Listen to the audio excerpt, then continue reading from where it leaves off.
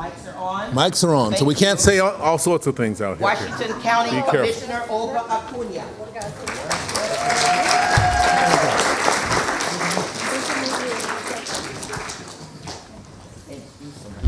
And we are awaiting the arrival of that's interesting. Ohio State Senator Abel Gordley, and she will be here soon and very soon. But that is not going to stop us from starting, all right? Why don't you give me a shout out, all you fabulous young people and grown folks who actually work with you. Tell me what school, what area, where are you from? Let's hear some shout outs. How many? Raise your hands. Oh. What other schools are represented here? Don't be shy, you never have been. Where are you from? Where are you from? Tell your representatives. Grant Con Team. Yay! You heard about that? Anybody here from out of Grant town won again. Other than our senator for the moment. They're amazing. Well, Yeah. they are starting You know, across the we street, keep- just up the street. They're starting with the prayer service, and then there will be those who will be coming back and forth. But I'm Sharon Gary Smith. I'm going to moderate today. What I'm most proud of, though, is that I am the executive director of Oregon's leading social justice foundation, which is MRG Foundation. In your chairs, you would have our annual impact report. And that report is actually 10:50. social change funding. We put money into Oregon being the kind of state that all of us deserve. One that is racially, socially, economically, and environmentally just for all. On the cover, coincidentally, the reason that I brought it, not just a plug, on the cover is the picture of the 50th anniversary of the Voting Rights Act marked here in Portland this last summer. Secondly, the megaphone holder on that cover is Joanne Hardesty, who's been a long advocate against police brutality and community relationships that improve, particularly in communities of color, African American, other communities, with the police. And she was just installed on Saturday as the new president of the Portland chapter of the NAACP.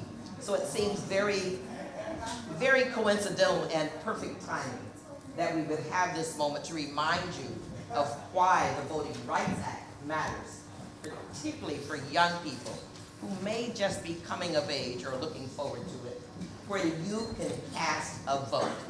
So we have people here today who have a history of being about the business of social justice, change, attempting to change the circumstances for all of us. And I'm going to get into it with them, give them all an opportunity to tell you, why does it matter?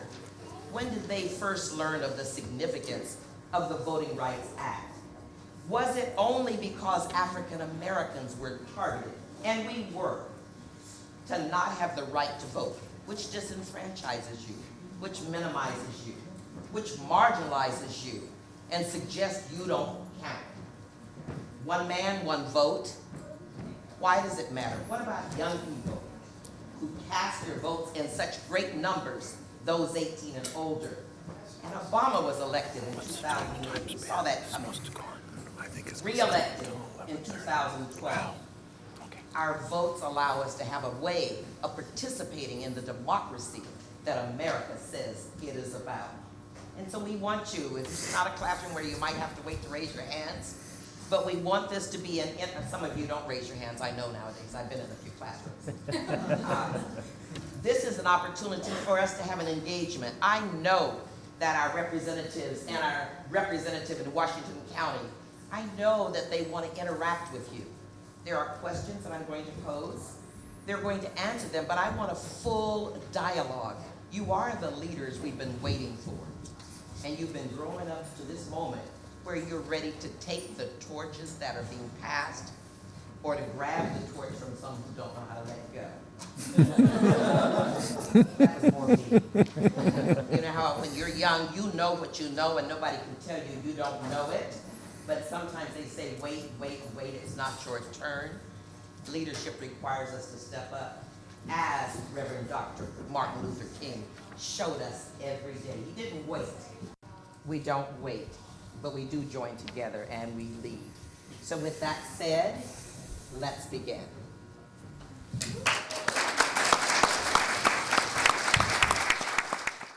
You didn't notice I was short because I think really highly of myself until I'm challenged. So I am sitting down. And how I wanted to start this day is that I wanted to ask, how many of you know when the Voting Rights Act was passed? Shout it out. 1965. 1965. That was in the midst of the civil rights movement. How many of you know why it was necessary to have a Voting Rights Act? Just shout it out, yes. Tell your representatives, why did we need, in America, the land of the free, the home of the brave, why did we need a Voting Rights Act?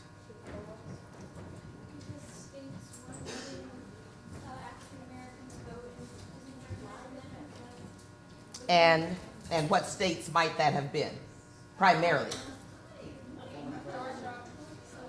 So southern states were actually resisting the right to vote. So my first question would be, and I'm going to ask it of our local commissioner, how do you view the importance of the Voting Rights Act? And because I understand you're an educator as well, what impact do you believe it has on young people who don't know its significance? First of all, I feel that the Voting Act's right was. I think it's on. It's on. Okay. I think that was the most effective civil rights law ever enacted, from my perspective. I think up to until today, I consider that the most important and the most effective. I always remember that. That's because that's the year I was born. So that's important too. However, being an educator, I have learned over the years that we need to do a better job of educating our youth in regards to their right to vote, in regards to why it's important to vote. Unfortunately, not everyone is coming out and casting their votes. Anytime that we have elections, it's unfortunate that we don't see enough people out there casting their vote, and that is something that we need to change. Why? Because it is a way for you to have a saying. It is a way for you to influence what happens in your community, and it is a way for you to advocate for the rights of not only yourself, your families, but others in your community. Senator Merkley, I know that you have a degree in international relations, and I think about if we look around the country and we look around the world, all of the strife and the struggles for people to get to the polls in the Far East, in the Middle East, in Africa, and certainly there are struggles here in America. Why do you think it's so important when the right to vote is available to exercise it? And what are some of the barriers that you believe we still need to work on? Well, thank you.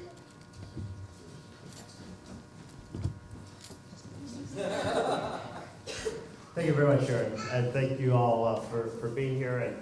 And this really goes to the heart of what a democracy is. So since we have all our students here, what are the first three words of the Constitution? We the people.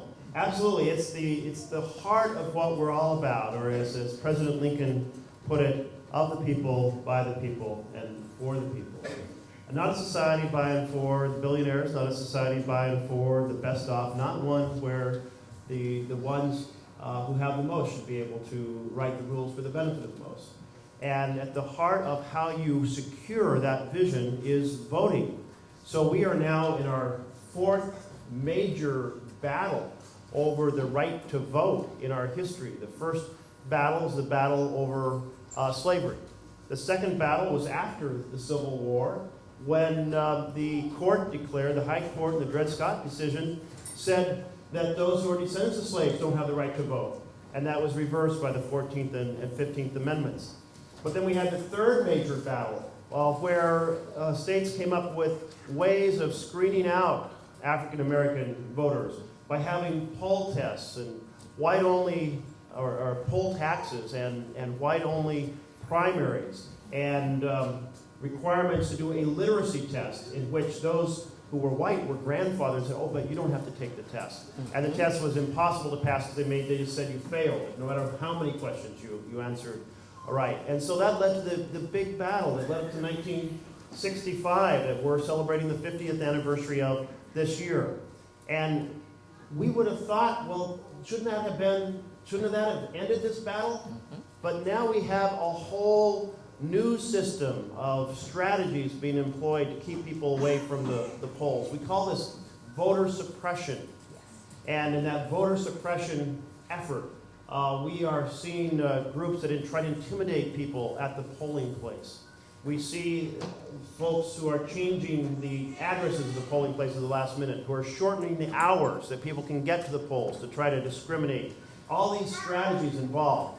And let me just tell you, it is just wrong. And we as a country have to take on voter suppression, these new attacks on the right to vote, and we have to knock them down. Thank you.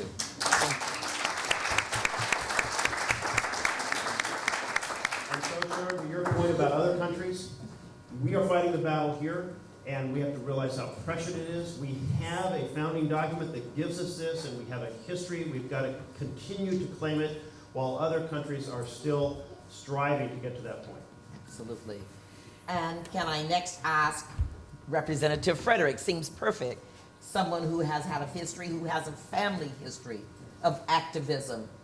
What about the Voting Rights Act might have propelled you, or the civil rights movement that it was a critical component of, compelled you to political ambitions?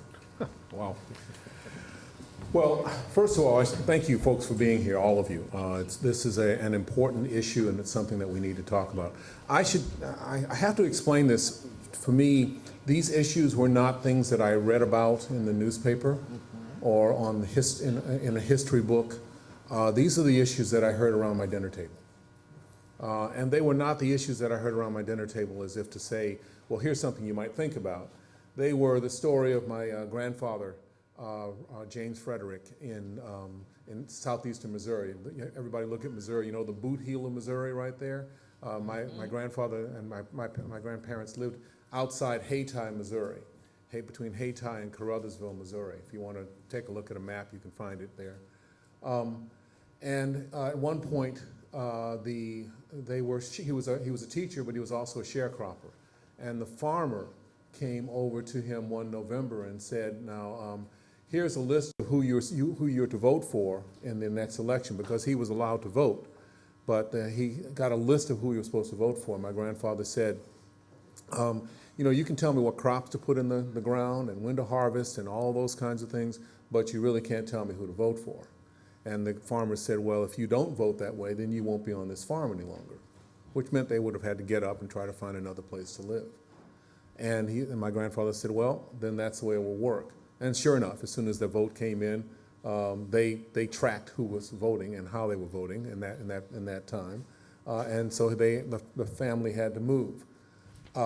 Eventually, that same farmer ended up doing something which was even more egregious in my view. He decided not to pay my father for the work that he had been doing on picking cotton before the fall, because he found out that my father was going to use the money to go to college. And he told my father, well, if my kids don't go to college, I don't see why I should be spending money to get you to college. So Dad had to wait another week and a half, 2 weeks, and got to college late because of it. Now, some things work in a different way. He ended up getting to college and finding himself as the lab assistant for George Washington Carver. So, some things work in mysterious ways, as they say. But the fact is that as a result of voting issues, those are the kinds of things that we I ended up dealing with as a family. Understanding that it wasn't just a matter of literacy. It was the literacy. They would actually give folks a list of Chinese symbols to translate. And they said, well, you didn't, and of course the person giving the test didn't know the symbols either, but they just gave them the symbols to translate. These are the kinds of things that I ran into. And we had people who were killed, who were beaten up for just trying to get voter registration and being able to vote in my family. So these are the kinds of stories that I had when I was 7, 8 years old. My first tear gas was when I was 8 years old, and I marched every other weekend with Dr. King and the other groups because that was what you did. That was part of what you were expected to do, and that's what we did.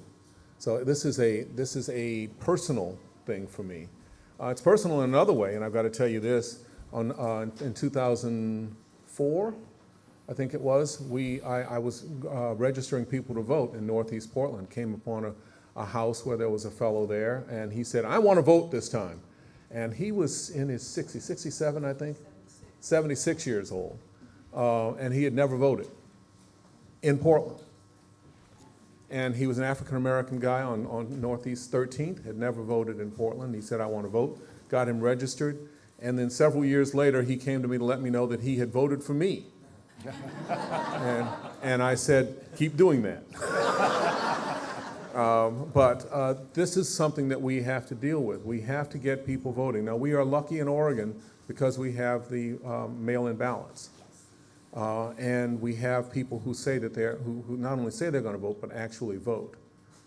But we don't have that across the country. And we have, as a result, the kind of suppression that the senator was talking about is just pervasive right now. Thank you. I'd like to turn again to Commissioner Acuna, and I'd like to ask you, since you're working in a district that has had significant demographic change, Washington County, immigrants, people of color, have you noticed both in your capacity in governance as well as an educator that there is a need to really inform, engage, and move equity, diversity, and openness, and voting and having information is critical to making that move? Definitely, there is a need. We are, in fact, doing a lot in our community to educate our youth around equity and inclusivity, and creating a culture that is welcoming to people from different backgrounds and languages and cultures.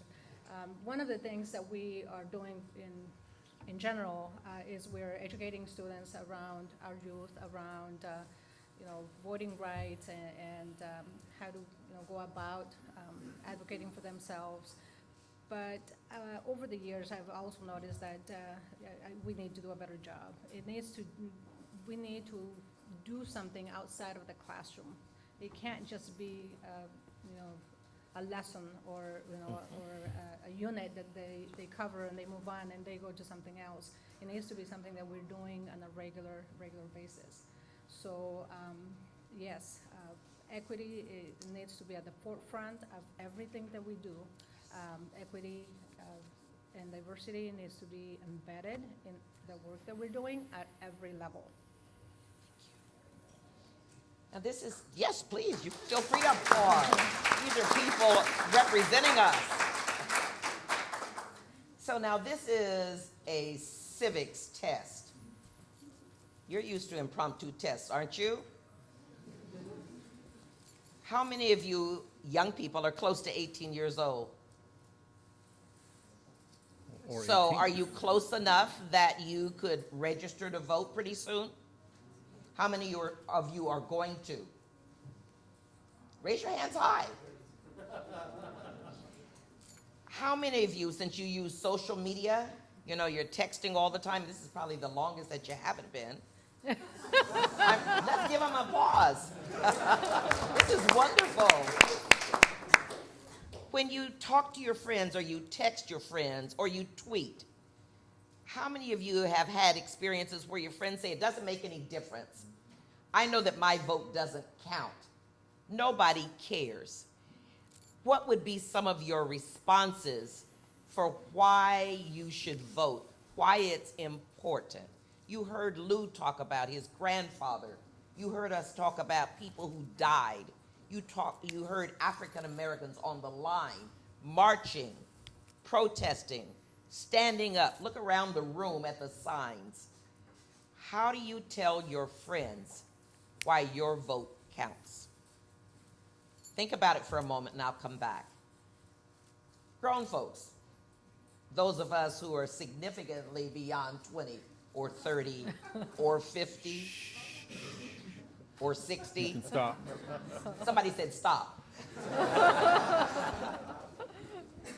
What conversations are we having with young people? Lou talked about around the family table. My mother believed the number of times she got arrested for protesting against apartheid, for insisting that people have the right to vote, for sitting in Multnomah County's courthouse and signing up people, asking people, telling those who were recently released from prison, you have the right to vote. Did you know that? Did they tell you when they gave you your goodbye packet? What are the conversations we're having with young people to encourage them, to inspire them, to galvanize them, to get out there, get that piece of paper, and register? But not just register, you gotta vote. I have a lot of registered friends who didn't quite make it on election day. And Lou just told you, here in Oregon, you can do it early. So what are some of the messages adults want to tell young people about the right to vote? Let's hear a few and speak up. Dr. Harris. Okay, Cynthia Harris. One is modeling, getting involved in campaigns, going door to door, and I mentor about 15 young people. And I make sure that they've registered and that they vote and that they understand that their rights, and empower them in those kinds of ways. And through my own model, I vote early. I also volunteer to go and count votes, and I make assignments. I get out there and I make it happen. Thank you. And so I'm finding that these young people then mentor other young people. Yes. And then that's how they So you all can tweet that. Let's hear another. Yes, Renee. Good morning. I noticed that there were not a whole lot of hands going up when you were asked questions. And my concern, I'm a teacher, so I have an assignment for you. I do believe that give all homework. of you should go see Selma if you have not already Absolutely. seen it. Absolutely. Because you would have had your hands raised really high because you would have been able to answer those questions. The other, and that's part of the assignment. The second part of the assignment is when you go to see Selma, take a break, or two, or three, because it is American history, and Powerful. you need to know the whole story. So this will add to your history that you get in school, and you all also see the importance of voting, because Bloody Sunday was something that happened just because people wanted to vote. And you need to see that so you can say, I have this right. I'm going to do this. People died for this. So there's your assignment, and I would like to give you A's and B's. No, just A's. So I'll ask you a question. Thank you. James Posey, the new Vice President of the Portland NAACP. I'd just like to say that that's my civics teacher. When I was going to school, we taught civics, and those kind of things came naturally and understood those, and it was part of the conversation. Today, I'm not sure that's happening in the classroom. Yeah. The other thing here, I want to make a point here that there's a direct relationship to voting and people's financial wherewithal. People with money and stakeholders in our society are the ones that vote. Typically, people of color who are low income, who don't have aspirations for what they're doing in life, are less likely to vote. And from a perspective of Senator Merkley and our legislators, we have to get our people empowered with enough economic wherewithal for them to be stakeholders and therefore have a real stake in voting, and that's why people vote. Thank you. Thank you.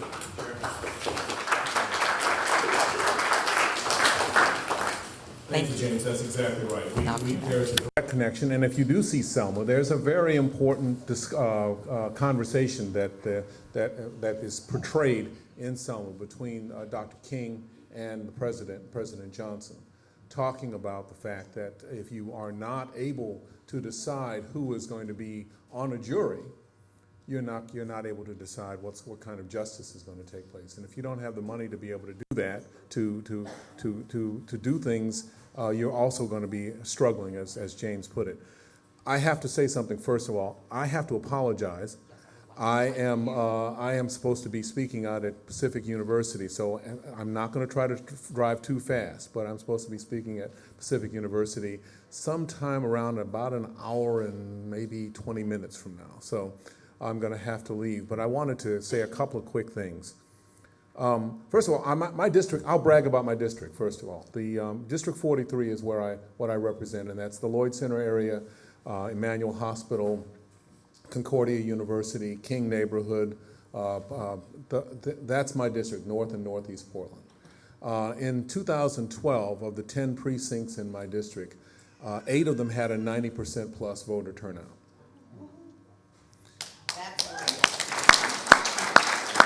And the other 2 slackers were at 87%.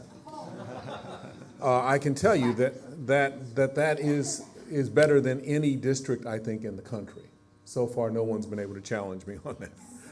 But that still means that we didn't have everybody out there voting, and we need to be able to do that. It is something that's incredibly important to me. I also wanted to make sure that we understand that there's another part of the history of voting that's important to half of the population of the United States, and that's women voting. And when women vote, we have a change that takes place as well. So we need to make sure that we're encouraging all of that. Selma is a very important movie. My father's response to it was, but I lived it, so I don't need to see the movie. And he's right. We decided I'm not sure what the official reason was, we decided not to go on the Selma March. I think my sister had chicken pox or something, but but we knew about it, and of course we were talking with people who were there. It is important to get people voting. We have in Oregon, we have what will be coming up in the legislature, a motor voter bill. It did not pass by 1 vote in the last legislative session because it got tied up in the Senate. It passed the House, didn't pass the Senate. It will basically say that if you register to drive a car, to get your driver's license, you've given enough information in terms of to register to vote. And if that's the case, then you will in fact be on the rolls as a registered voter, and then there'll be a postcard that'll come to you to say whether you want to accept that right now, whether you want to be in a particular party, you want to declare things, but you will be registered to vote. That's I think that helps us, and we will be so far ahead of the folks in the rest of the country that everyone will be surprised by that. Now, I'm going to be a little partisan on this. One of the reasons that we had a blue election in Oregon is because people voted. We had almost a 70% voter turnout in the state of Oregon. Now, you look across the country, people were discouraged for one reason or another from voting, and they didn't have that kind of a turnout. And we have, because of that, we have Jeff Merkley as our senator again, and we have John Kitzhaber as governor, and we have a different political system in the political numbers in the House and the Senate. But that's because people got out to vote. And if you have students, you need to make sure that your friends are voting, that they're registered to vote, and realize they can register before they turn 18. Yes. That's part of the whole thing. You don't have to be 18 to register. You register, and then when you do become 18, then you are eligible to vote, but you can register significantly before that. Can I jump in here for a minute? Sure. I just want, since I know you have to leave, I just want to note that Representative Frederick, he has a couple key bills that are going to be presented in the legislature about issues related to what we're struggling with across the country in terms of what has occurred in Staten Island and what has occurred in Missouri. Do you want to just take a moment or two? Sure. And the reason it matters that how you vote is when you elect somebody that has ideas to put before the body, they can create a whole new set of ideas that get debated, and some of those become law, and some of those make a big difference. Thank you very much. I appreciate that. If you get a chance, the Scanner newspaper, I put a column in there, and you can take a look at discussion of those bills in the Scanner as well. But I have several bills with the significant support and help and coordination with the Center for Intercultural Organizing, the CIO.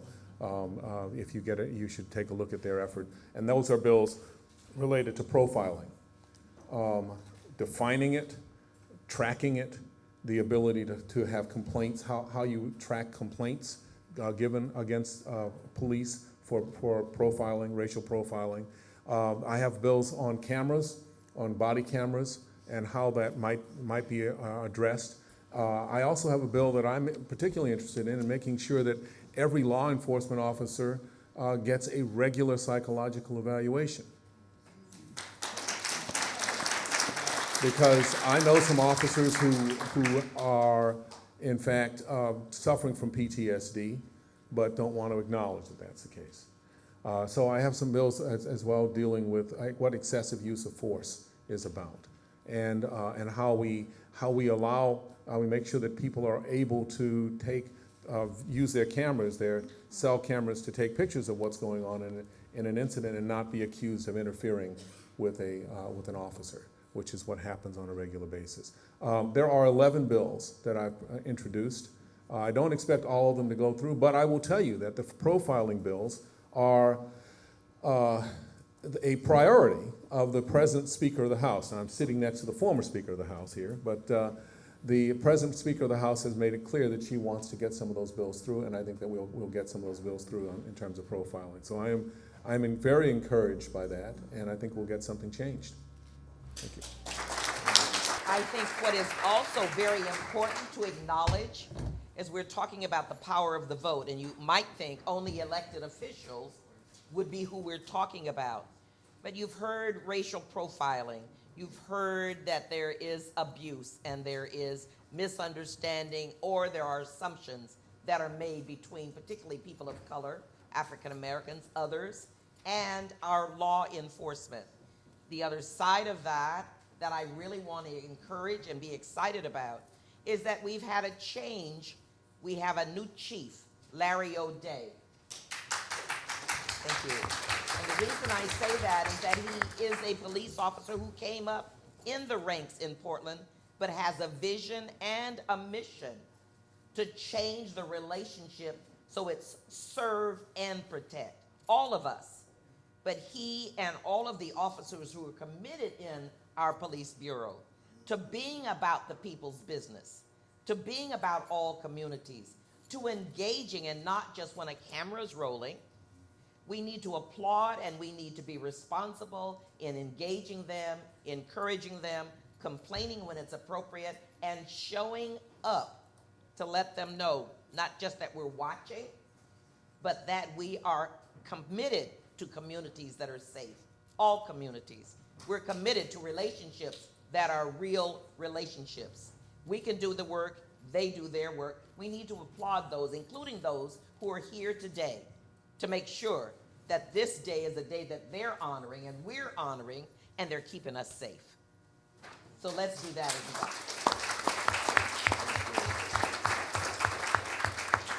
Yes. Hi, I'm Zox. Please do. So my Is your name, teacher here? yes, our advisor is Christy Wilson, and I'm from the Youth Advisory Council. And I just wanted to share something with everybody. Recently, my sisters, when they were very discouraged about voting, they thought they'd have no, like, why vote? I mean, at the end, it all comes to the senators and the governor, and who knows what else. And so, from my perspective, for this. Women fought for this, and now for you just to throw it away and say, I don't care. I think it's very important that we need to stand up and advocate for ourselves about the importance of voting and about our people too. I know my friends, they also didn't get a bachelor's degree or anything, so they don't know nothing about politics, but I did my best. I did my research. I said, let's see what this person has to offer, and hopefully we can vote for them or not, or vote for the other person. And so it's important to also educate your family who probably do not know about these issues. And another thing is, it's our civic responsibility. It's time for us to stand up for ourselves, for our nation. Thank you. Thank you.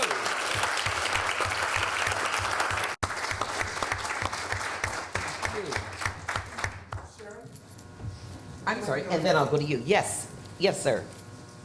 My name is Scott Harden, and I serve on the Wood Village City Council. Welcome. Thank you. I was appointed in 2009, elected in 2012 when I was on the ballot, and you might remember that the casino measures were on the ballot in 2012. Yes. And there was a third casino measure, now for the folks in the city of Wood Village to vote yes or no. And well over 1,000 votes were cast in that election. No more than 800 votes were cast for any one of the city council races. We all ran unopposed. And that's called an undervote. So people turn in a ballot, but they don't vote in every race. So we've talked about voter suppression. And sometimes people suppress themselves, because they don't vote in the races that are closest to them. If you look at how a ballot is constructed, oftentimes a race like Senator Murphy's is going to be at the top of the ballot. A race like mine for city council is going to be at the bottom of the ballot. And so, the people, elected officials that are closest to you, that can have an immediate direct impact on your lives, like your county commissioner, your state legislator, and your city councilor are at the bottom of the ballot. So when you're encouraging people to vote, encourage them to read it all the way through and to vote all the way through. And certainly yourselves, when you vote in those races that are at the bottom of the ballot, because they're the ones that are the closest to your life. Thank you very much. And they say that there are habits that, you get in a pattern, and for those of us, or I can speak for myself, as you get older, you look for the things that are familiar, you go with the things that have name familiarity. I think for young people, you can start off by voting through your ballot, and you can actually find that we get the kind of government we deserve and not the government that we get. I want to go to the gentleman here that I missed, and then the lady right back here in the back. Thank you. I just wanted to make a similar point. My friend Paul Anthony is running for Portland School Board. Paul Anthony really hoped he could be here today, but he had an illness in the family. But I've been looking at school board statistics, and this will be a special election in May, which means there's not a lot on the ballot. There will not be a United States Senator on the ballot or a governor. A lot of people don't turn out. And then a lot of people look at their ballot and they say, well, I don't have a kid in Portland schools, so I shouldn't vote in this. And about a third of the people who turn in a ballot don't vote in school board elections. So I want to encourage you who are registered to vote, and everybody you know who is registered to vote, pay attention. The school board is really important to what happens to the future of our city. Thank you. Thank you.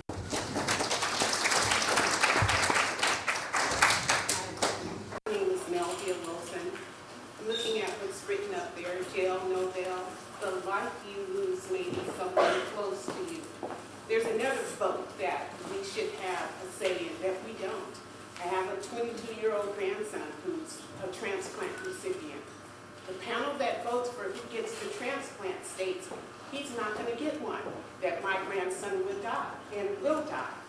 There's nothing that I can do but come to a panel just like this to say that voting rights should also be with the life of our loved ones. The panel that is voting life or death over our kids, I don't know who that is.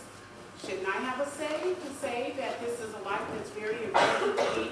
This is a life that I'm willing to fight for. This is a life that I'm willing to stand up in a forum that's not really addressed for the life and death situation that addresses whether or not someone receives a transplant or not. But I'm willing to stand here to shift this a little bit because this is a vote that counts. And I would like my vote to say that I want my grandson son to get that transplant, to be put on the liver transplant,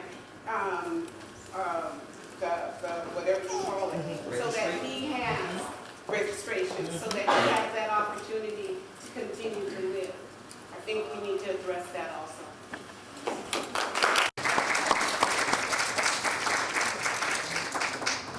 You know, when I talk to classrooms of students, I ask their teachers before I come, have them brainstorm over something they feel that they want to change. The reason I have them do that is that the heart of the democratic system is about citizens being able to identify things that are not working right and say, now that could be improved, that could be changed, that's not fair, that's not right, or it could be done better. Just as this issue has been raised, and one I'm not familiar with, I have no idea how those organs are allocated, but now I'm going to do some research and find out. My staff's here, so they're writing down right now a little bit of information about that, and feel free to follow up. I'll just point out Jessica is in the back right here. Jessica and Scott are in the back. And maybe I'll learn something, and maybe there's an idea that can be translated into a piece of legislation.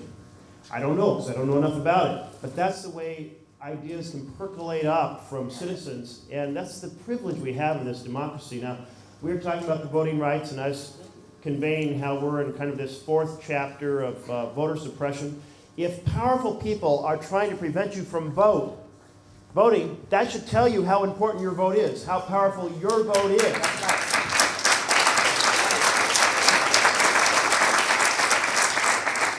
And one of the things that has made it harder for us is the Supreme Court has thrown out the Voter Rights Act of 1965. So we're celebrating the 50th anniversary of a law that's no longer in effect because the court has thrown it out. And that means we need a new Voting Rights Act. Now, the Supreme Court said, well, the way it was framed in 1965, it applied to states that had particularly egregious practices, and the court said, well, we're going to strike this law because it doesn't apply to all states equally. I'm going to tell you there's a lot of laws that don't apply to all states equally. I would rather the court had said, we're going to say that it has to apply to all the states. That's our remedy. And that would have been a better outcome because we do have voter suppression everywhere. But since that happened, it tells us a couple things. First is we've got to fight for a new Voter Rights Act that will apply to every state in this country, to every community. Efforts to prevent people from voting are just simply wrong and so much against the philosophy of what we're founded on.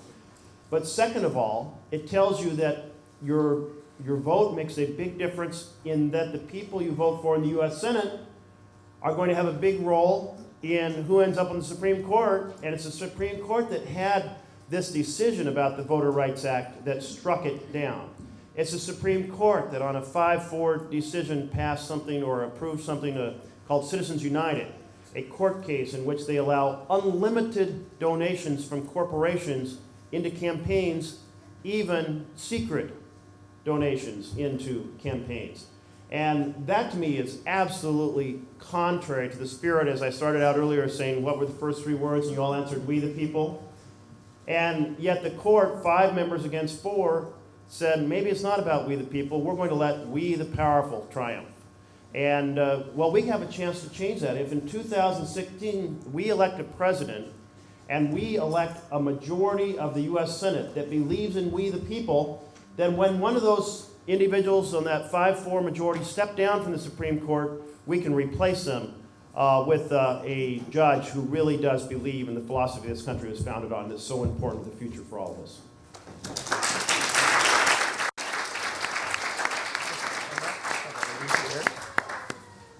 How many of you, just before we take some more questions, this is the most enthusiastic crowd.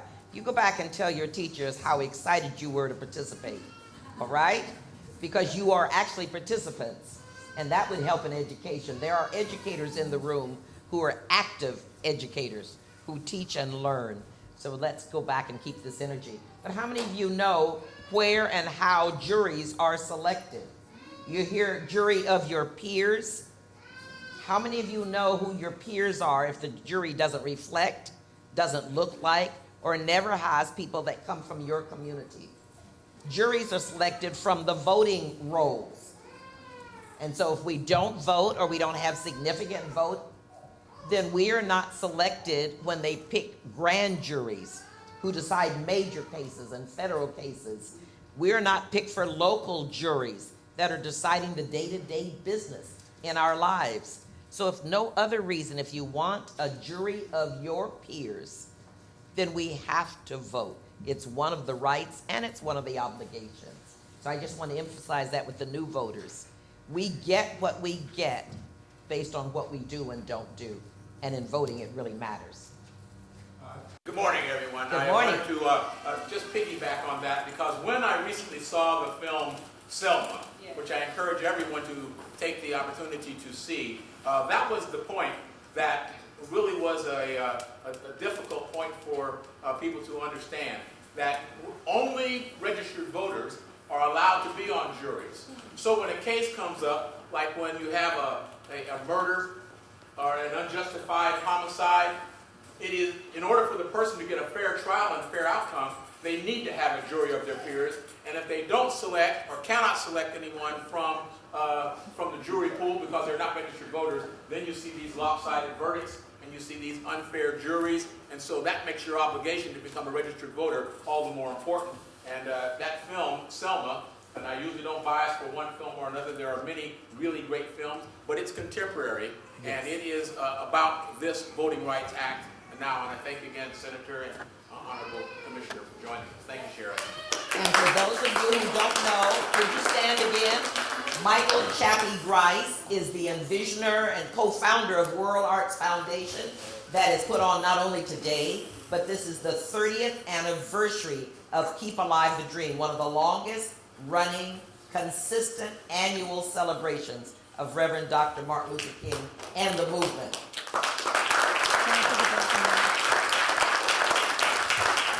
I want to piggyback on that as well. I think that one of our challenges in our communities is that, or from my perspective, my observations is that the fact that electorate and legislative bodies at all levels of government are not well diversified, they're not well represented. I want to encourage our youth of color, our communities of color, to really think about that. Who is making the decisions out there? Who's running our country? Who's making the laws that impact our oppressed communities? In Hillsborough, I'm the only Latina running.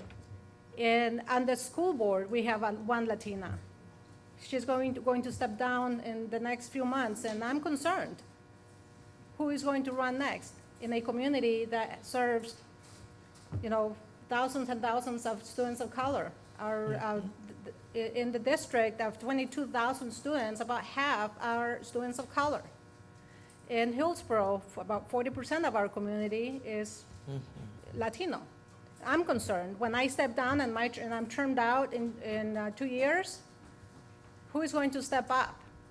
So I have, to commit to doing a lot of work in the next 2 years to see if I can convince some individuals to really think about speaking up and, running. And for those of you who want to know what it takes to run, for young people who have some idea that you might want to lead, we have people who can tell us that the road, yes, it might be tough, but we have electeds who can tell us, who can prepare us, who can mentor us, who can support us to allow young people, and particularly young people of color, to step up and stand up. If you're going to put your hand up, it's to be sworn in. To be sworn in as a new elected official of the people, by the people, and for the people.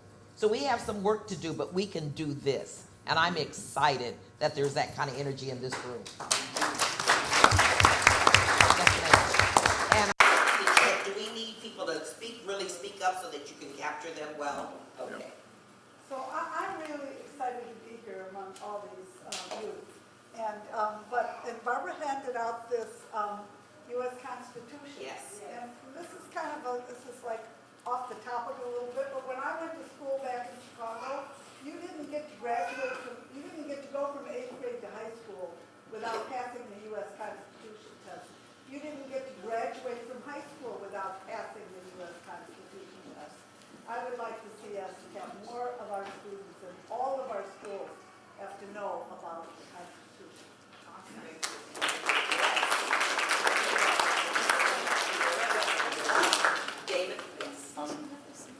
expand on something the commissioner pointed out. How many people in this room are anywhere from 16 to 22 years old?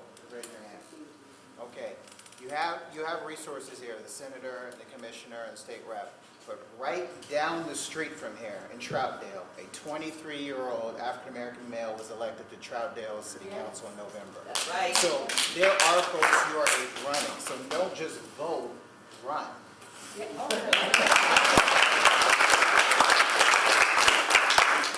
name is Mikey Green. I'm actually standing as a mom. I was thinking about your original question about what we can do for the next generation coming up. And I know it's kind of already been said, but I just remember my husband and I, when we were voting for Obama, it was like huge. And his parents are calling from Nashville, and they're crying, and they're like, make sure y'all vote. And none of our kids could vote. You know, when you have a 6-year-old and we have 4, all of them are under 18.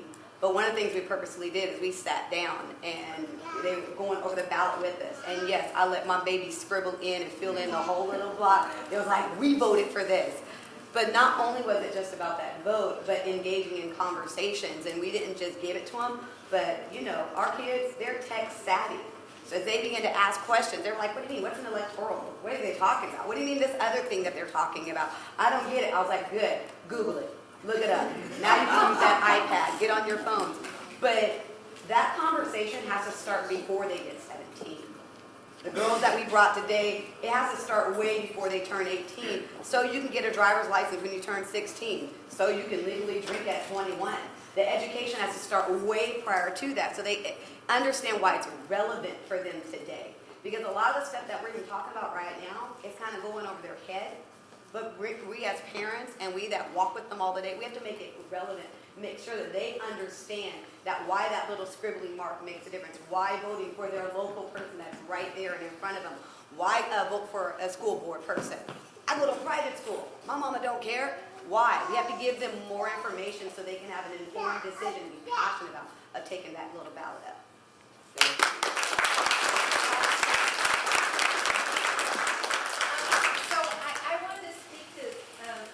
Not exactly about voting, but what you said about the transplants. And it does kind of, the way it ties into voting for me is that when you get your driver's license, you can also agree to transplant your organs. And the sad truth is that less than 1 in 1,000 people will be, less than 1 in 1,000 will be able to get the transplants they need. I agree, they may not be done fairly. I have huge concerns about that. But even if they were done fairly, there's not even enough. And you can, and I myself am such a big believer in transplants. My mother recently died, and she was in her late 80s and extremely ill, so I thought, you know, what did she have? But I found out I could have given her corneas, and that is hugely needed. So this thing about transplanting, it is important. And I want to say one more thing about what Mr. Grice said about being on a jury. I meet many people who do not register to vote exactly because they do not want to be on a jury. And it is a big responsibility. But I will tell you, I'd like everyone in this room to ask themselves, would I want someone like me who's fair and open-minded on a jury? It's a hassle. It is a hassle and a big responsibility to be on a jury. And it can be expensive. But I think it's worth the sacrifice, and I encourage you all to be on juries when you have the chance and to register for that reason.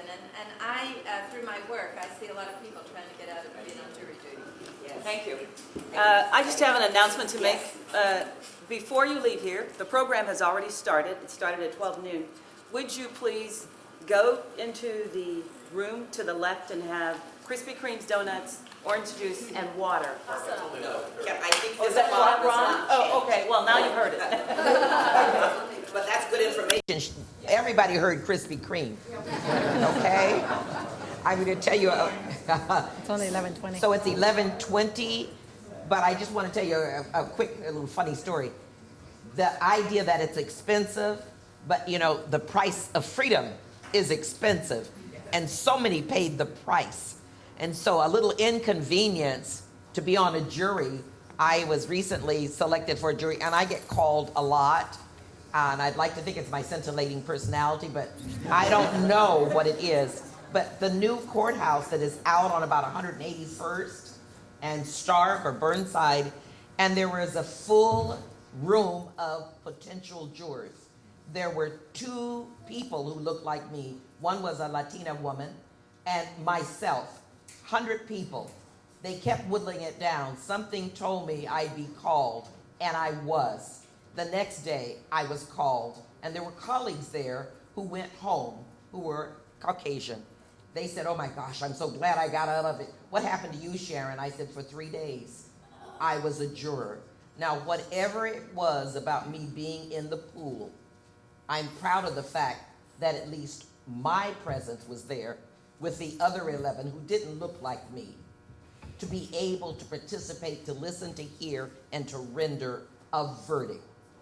The ability to serve is critical to the freedom that we want. Those 3 days, I can't get them back, but the fact is, I didn't want them back. And so when we talk about inconvenience and discomfort, there's a power to be exercising the decision-making that decides someone else's life with all the facts. So please serve often, and answer when you're called. Gentleman back here. My name is Sean Whitney. I'm a citizen. I'm a voter. A couple points. One, we need to pay our jurors appropriately. We need to pay our senators appropriately. We get what we pay for. That's a conversation we need to keep track. It's not an easy answer, but I just want to put it out there. We need to pay Yes. for the services we're requesting. Someone's going to pay for it. We don't. And to the young people, I would say, study your history because you're part of it. Study your history because you're part of it. The best way to learn about history, when you see the old person getting on the bus and slowing down without a walker, looking at living history. I don't care what nationality, what language they speak. I don't care what they look like. Any elderly person you run into is living, walking, breathing history. Everyone in this nation struggles. Everyone has struggled. Every elderly person you meet is interested. Listen to them, ask them questions, show an interest, because they all want to tell others. Thank you. Thank you. Good morning, everybody. My name is Dan McLaughlin. I, for the last 42 years, have been living in Montana or in the area, and down for this event. I'm very honored to be here. But I am a graduate, forgive me, the Rose Bell students from Grant High School. 1971 graduate from Grant High School, and so it's great to get back. But if you don't look at what is going on around the world, the atrocities that are occurring around the world, if that doesn't motivate you to vote for these people who are being victimized by these various groups and having their rights taken away, then you're allowing groups like that to take over and to make your decisions for you, and that's just not right. We have a very strong voting opportunity, and it's just critically important that you take advantage of that opportunity. And it does take a little bit of research, a little more research than others, but nonetheless, you can really get a feel and control your destiny by getting out and voting. We certainly don't want to go down the path that we've seen around the world. Thank you. It's great to be here and look forward to talking with everybody and passing the time. Thank you. Glad you're here. For just a moment, I think it would be we've talked a lot about those who have money and who control the process, those whose votes seem to count more than others, or whose money influence the votes. Given the recent majority Republicans in the House and the Senate in Congress, are there any concerns we should have or any opportunities to ensure that this suppression, that the changing of the guard also suggests that the voting rights bill that's already been eviscerated, that the states that are running to find ways of restricting again. Is there anything on the national level that you see or would promote that we on the local level with our legislators here in our state could actually be about, Senator? Well, I'll tell you, I think in this year, at the 50th anniversary, we need a grassroots movement across America to convey to the House of Representatives and the U.S. Senate that voting opportunity is core to who and what we are, and that we need a new Voting Rights Act, and let's enact it on the anniversary in August of the 50th anniversary of when it was signed in 1965. That would be huge. And the advocacy from every possible group, whether it's the Youth Leadership Council, or it's the student body here or there, or this club or that club, adults, youth, it would be huge to be part of that wave. Now, we need organizations, because with organizations you can help connect and reach into states where their senators and their congressmen and women may not be so inclined to like the idea of everyone voting. So they need to hear from citizens that this matters. And a way you can influence certainly your own Oregon state congressmen and women and senators, but through organizations you can influence those in other states as well and create a national wave.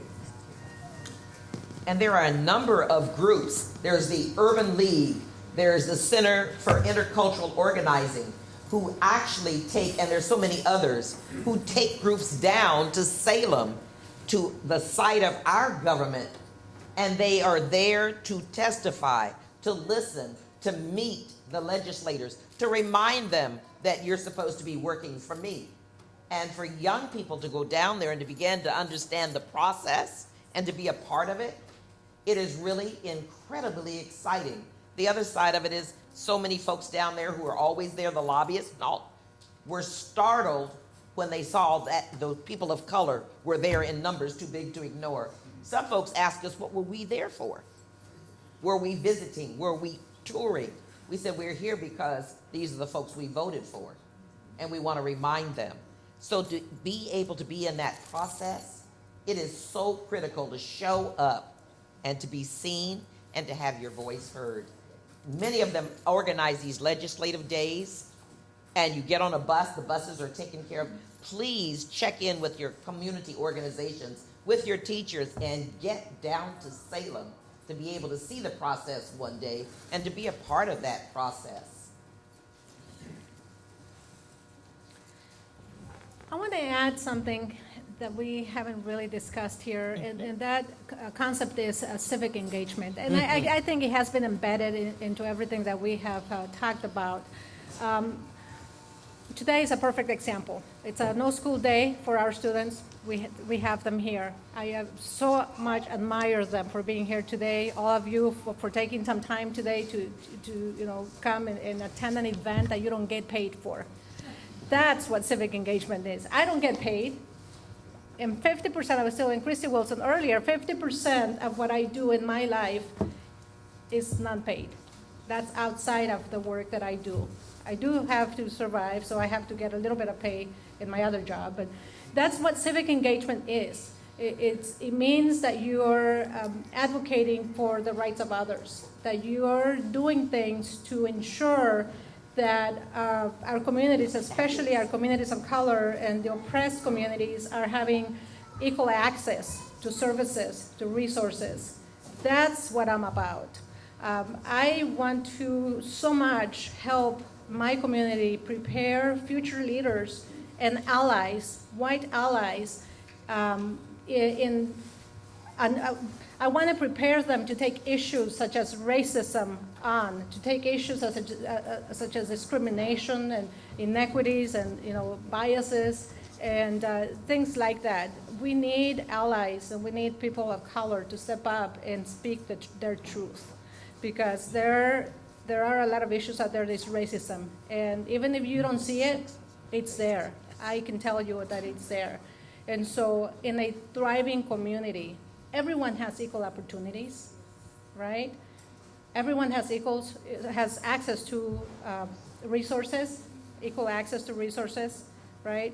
And that's what equity and inclusion is all about. was going to say, you look fabulous as a couple. My name is Natasha Green. I'm a senior at Roosevelt High School. And so the first thing I wanted to mention was when we talk about like telling our young people why voting is important. I was the little girl when my mom was talking. I was the one who was filling out that ballot when I was younger. And I was so happy. I was like, yes, first black president. Yes. Like, but in my mind, I was just like, we checking him off because he's black. That was the first thing that came in my head. But doing the more research about it and seeing what he truly stood for, that was the trans position and why I actually registered to actually vote myself. I'm 18 now, so I registered to vote. And what I was thinking is about those students that don't have those parents that can walk them through that type of process. Or those, where else are they going to get that information from? And the first thing that came to my mind is school. Well, my host teacher is here today, and I asked her about voting and if it's being approached at our school, and it seems like the only time the teachers care about voting is when it's a big election. And it's really just, oh, if you're 18, make sure you register to vote. And that's the only time you hear about it, but you don't really get the in-depth that we're talking about now.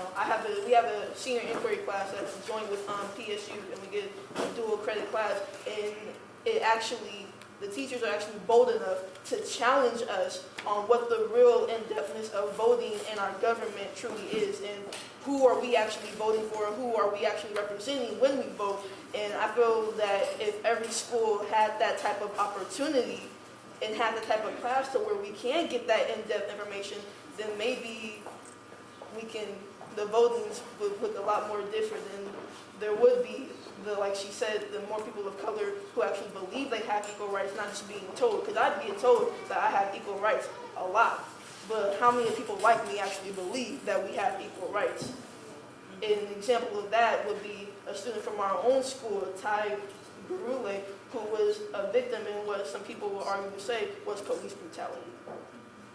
So I feel that it all starts in school, whether people believe it or not, because I see my teachers more than I see my parents. Even though I know they love me and I love them more, I see my teachers more than I see them. And a lot of kids don't have parents they see, so all they see is teachers. So I think that it should start in our education system. Thank you.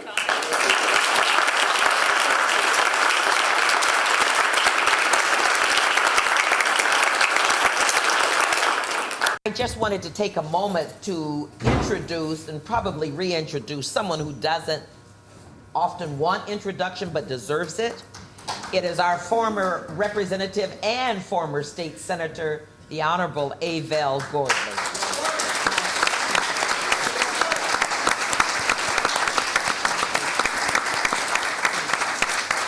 And I think that if you've heard about, had the privilege, opportunity, been humbled by being in her presence, you recognize that we're talking about someone who always was about the business of peace and justice and equity, long before the word equity was coined as a phrase, who's always looked back to history to look forward, who works with young people with equal comfort as she does with those who are of a certain age. And I say that because her movement into politics was probably propelled by a sense of giving voice to the communities and to the communities that she served, so that we did have someone who was walking those halls for us. And I think by putting her on the spot, since she just came from the breakfast, I would want to ask her, given your history and your family's engagement in building community, how did the 1965 Voter Rights Act and the March to Selma, how did that influence your political ambition? First, it's wonderful to see all of you. To the young woman who was speaking as I came in, I apologize for being a little bit of a distraction as you were speaking. Tell me your name. Natasha. And what school do you attend? Roosevelt. Okay, fabulous, fabulous. I'm a little out of breath. But I'm still breathing. And I can breathe. And it's interesting. As an adult, I found out that the meaning of my name, Avell, which was given to me by my mother, Beatrice Bernice Coleman Gordley, the meaning of the name Avell is breath. And as I age, I'm more conscious every day of what a blessing it is to have breath, to be able to move. And as I say that, I also want to say to you, as long as we can breathe and move, we need to be active, participating, voting, building our community, building our communities. Sharon, a defining moment for me as a teenager came in, I believe it was 1965, the same year that the 4 little girls were bombed to death in a terrorist act that took place in a church in Birmingham, Alabama. You all know that history? Have you already talked about it this morning? Not about that incident. Talk a little bit about it. I was a high school student. I was attending Girls Polytechnic High School at the time here in Portland. Girls Poly no longer exists. That's another piece of history. But had a history teacher, Mr. Gilman, who encouraged me and other students to participate in what was going to be coming up. It turned out to be a march, and a protest march that started from Vancouver Avenue Baptist Church. Do you all know that location, Vancouver Avenue Baptist Church? A lot of history associated with that church. And the march then wound all the way to downtown Portland. That was a defining moment in that I realized that I had a voice. And it was a defining moment also in that what I had been witnessing from my living room with mom and dad watching TV, you know, the news reports of the different marches and protests and all that was going on in the South. What was going on TV was happening right now, in real time. We were participants in our own community. And so then, fast forward to 1991, and I receive a call, literally a call from community-based organizations to Black community organizations. The Black Leadership Conference was the organization at the time, to look at the possibility of running for a seat in the State House, a vacancy in the State House. And I was terrified to receive that call and to get that encouragement, because I never saw myself being active in that kind of role. But as I prepared myself for what would later become a campaign and then what would later become service in the Oregon Legislative Assembly, I became more aware of a piece of Oregon history that was about a group of Portlanders, Black Portlanders, white Portlanders, other people of goodwill, who had worked from the 1918, 19, somewhere in there, right up until 1953, had worked for passage of Oregon's public accommodations law, the civil rights law. Do you all know that history? How many know about passage of Oregon's Public Accommodations Law of 1953? If you know, raise your hand. Okay. That fight, that struggle, that effort was led by the local chapter of the NAACP. Are there any NAACP members in the audience? Okay. We have a new president in Portland. That's Joanne Hardesty. And we need to support her. And the first way to support her is to become a member, or to support the organization is to become a member. And then again, I want to share this piece of history. It took 18 legislative sessions, and my good friend Senator Merkley is aware of this history, I know. 18 legislative sessions, and keeping in mind that the legislature only meets every other year. That's changed recently. But 18 legislative sessions to achieve passage of a civil rights law that then made it possible for Black people to be able to eat in a restaurant, get a room in a hotel. What's significant is that 1953 preceded 1965. There was civil rights activism, civil rights agitation, mobilization around civil rights happening in our state at the time.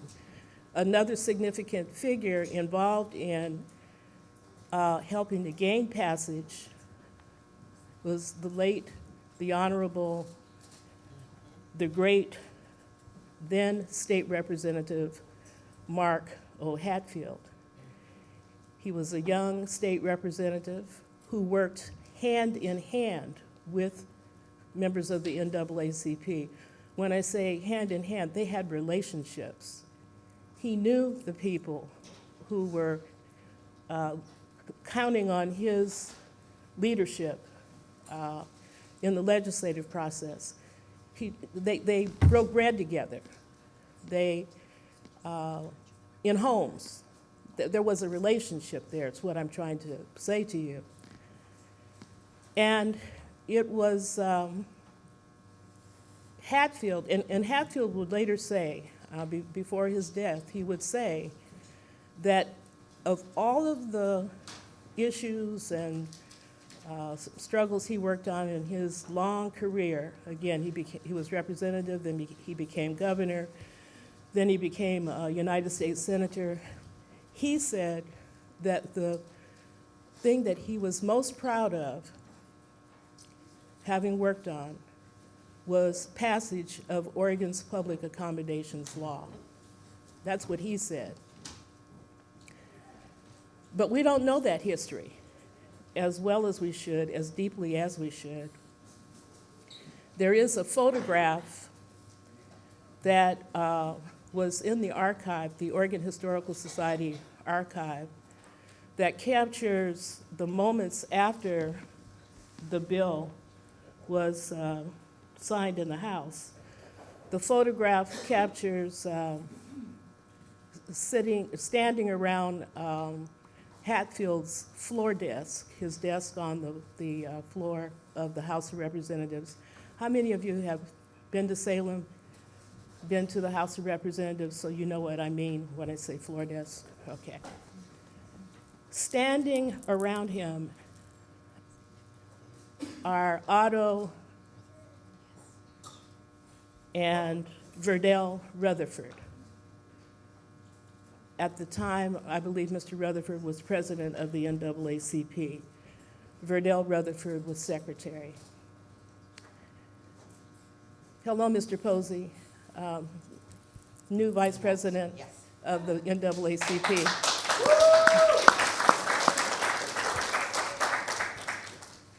And other stalwarts in this picture. I became aware of the photo after reading an article in the Oregonian. Am I going on too long? Senator Merkley has to leave, so I just want to Okay. be able to acknowledge for a moment. Do you want to say something? Hey, Val, I'm sorry I have to head for the airport. That's but, quite all right. It was a real honor to serve with Senator Abel Gordley in the Oregon Legislature. And thank you for continuing to be such an incredible advocate for equality and opportunity. Thank you, Jeff. Val. Thank you.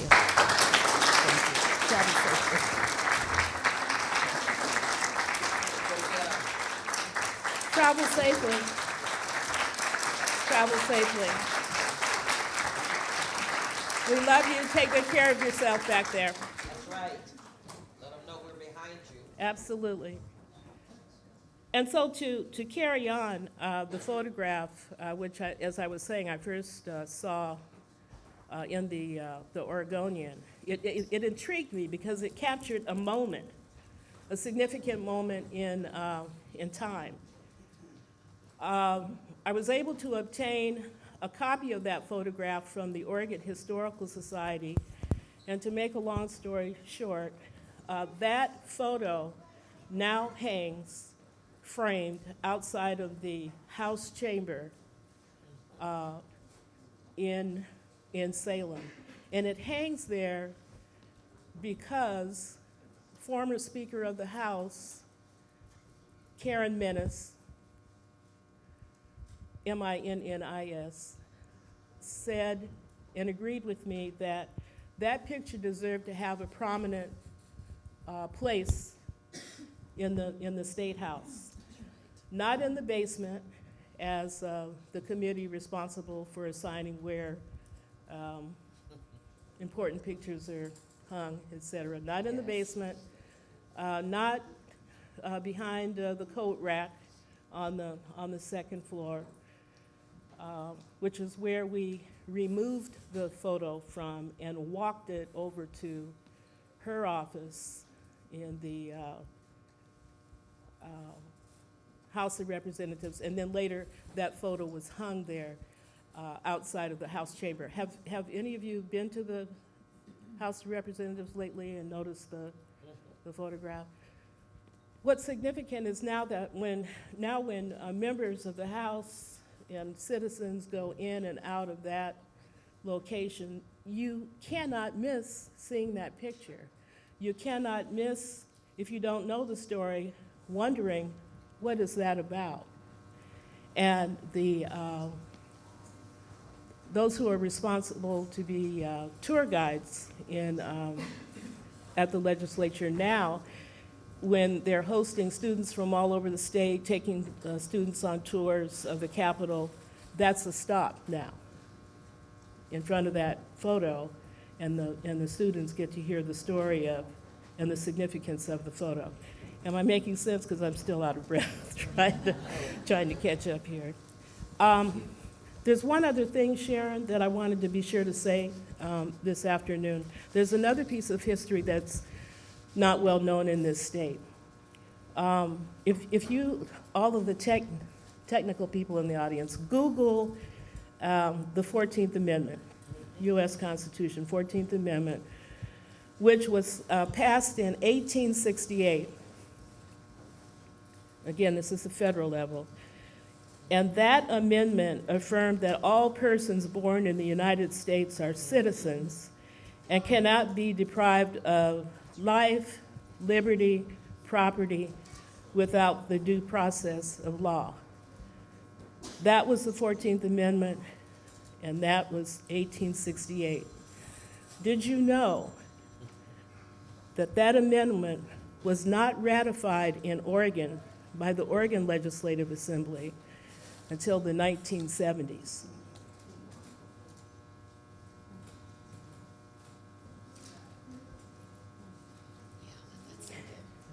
I want that to hang there, okay? And that passage, that ratification occurred because of the leadership of the late and Honorable Bill McCoy. Bill McCoy was an African American. How many of you have heard that name? Bill McCoy? Okay. The first African American male legislator in the state of Oregon. And he made it he took on the responsibility of making sure that that ratification happened. But again, that's unknown Oregon history. It's forgotten Oregon history. And it's significant because that ratification wasn't achieved until, again, 1971, which was just a few years after the 1965 Voting Rights Act. I'll stop there. Thank you. History lesson. We have just a little bit of time before we wrap up. Well, we're going to wrap up very shortly. I'm sure that you'll, Sharon Gary Smith will ask final comment from our panelists, and thank you for being our panelists. We have a special feature. If you are 18 years old or younger, meaning that you're likely in high school, if you will use the word voting rights, you will be admitted to our Keep Alive the Dream program free of charge. Now, the adults try not to take advantage of it, but voting rights will get you in. Finally, I wanted to say the students from Grant High School helped us put up and make and put up these signs all around, which were taken straight out of the history books. And I don't know which careers you're headed toward, but you know, when we talk to Nike Green, we see Renee Anderson, that we need more good teachers to accomplish what our aim is. But as you look at those signs, notice there's no black man, white man, red man on the walls. These are universal concepts. Yes. And I got in a little trouble as president of the National Council on Educating Black Children for saying this, but I stand by it. Don't give me a black one. Give me a good one. A good one, yes.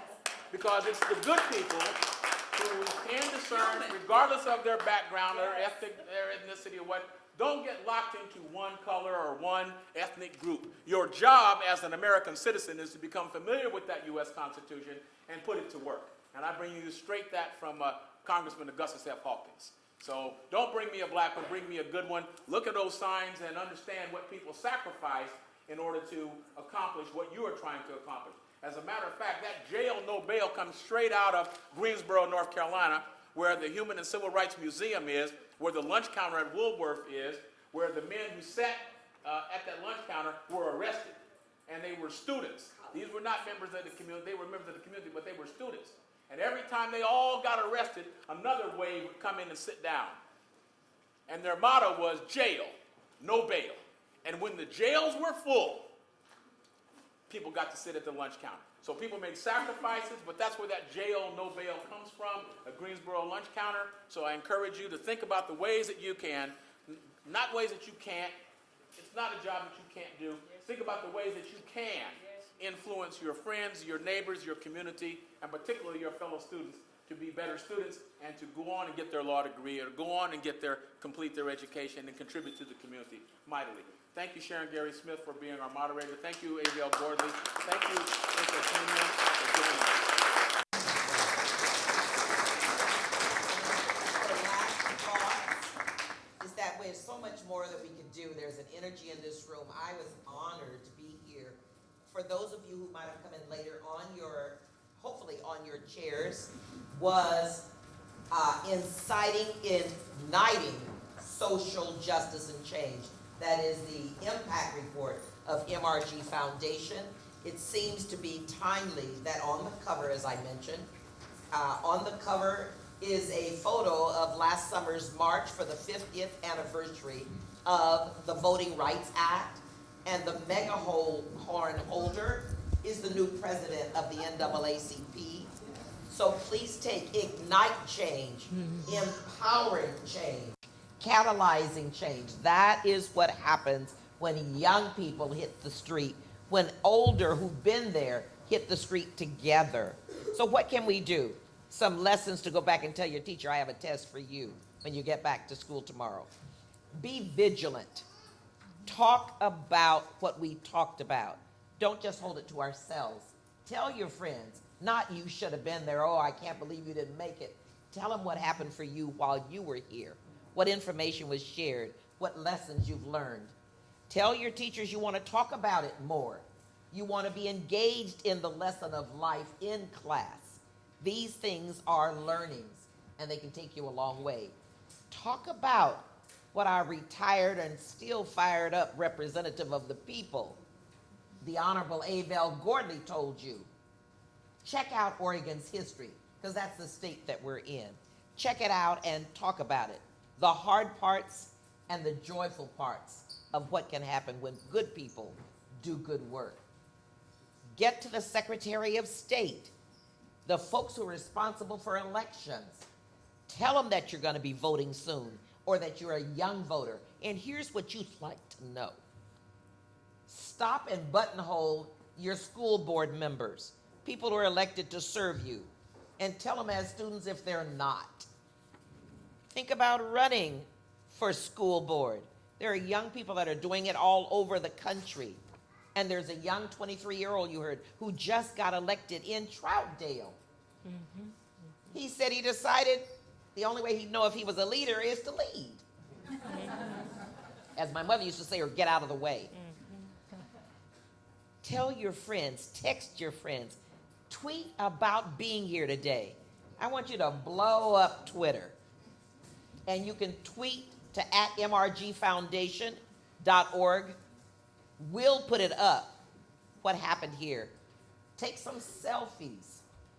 I know all this stuff, I just don't do it. Remind those who you elected and who were elected. Remind them that your voices, your thoughts, your perspectives matter. You are young, you're informed, you're excited. And talk to people who are no longer young, who've been out here a long time in the struggle for justice and equity and equality for all. As Michael Chappie Grice said, if we're going to teach, we have to teach from the lessons we've had. We've got to tell the stories, and there are older and younger perspectives on justice, and we need to know them all. Let's honor again Commissioner Acuna, the Honorable Abel Gordley, Senator Jeff Merkley, Representative Lou Frederick. I'm Sharon Gary Smith. Thank you, thank you. Now we walk up the street.